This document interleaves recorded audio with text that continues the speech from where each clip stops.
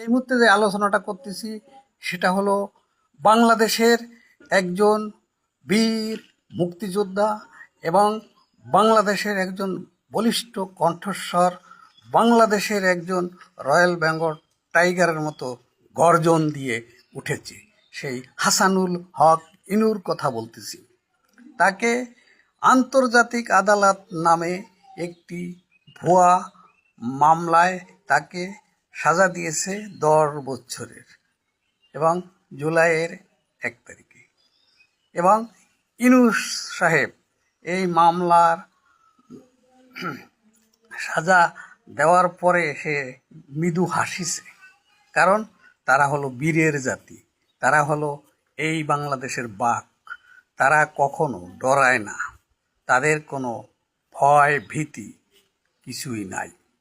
কারণ ইনুস ঠিক মতো এক পুলিশকে হুমকি দিয়েছে, আঙ্গুল দিয়ে সরোয়ান সোজাও, হাতে গায়ে হাত দেবে না, আমি এটা দেখেছি।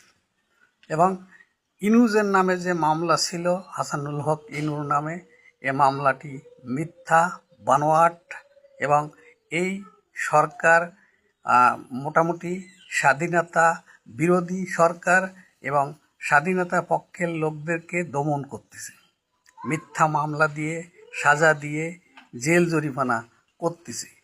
এবং যে আদালতটিতে সাজা দিয়েছে, এই আদালতটি হলো যুদ্ধ অপরাধী, এবং তার মানে পাকিস্তানের সাথে যারা ছিল ওই সময়, যারা রাজাকার ছিল, সেই রাজাকারদের এই জায়গায় বিচার হবে, এ জায়গায় মুক্তিযোদ্ধার বিচার হবে না, সেই এই আদালত নয়।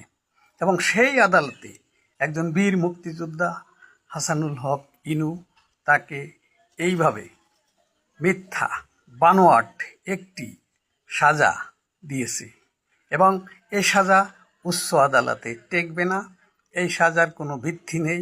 কারণ যে কথাটি বলতেছে 5ই আগস্টের আগে যে ঘটনাগুলো ঘটেছে, ইউনূস সরকারের কোনো অংশ ছিল না, ইউনূস কোনো মন্ত্রী ছিল না, পার্লামেন্ট এমপিও ছিল না।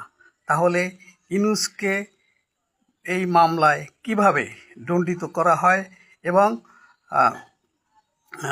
সে সময় যারা সরকারে ছিল তাদের চাইতে এই মুহূর্তে গুম খুন অনেক জনতাকে হত্যা করা হচ্ছে। তাহলে এদেরও তো বিচার হবে।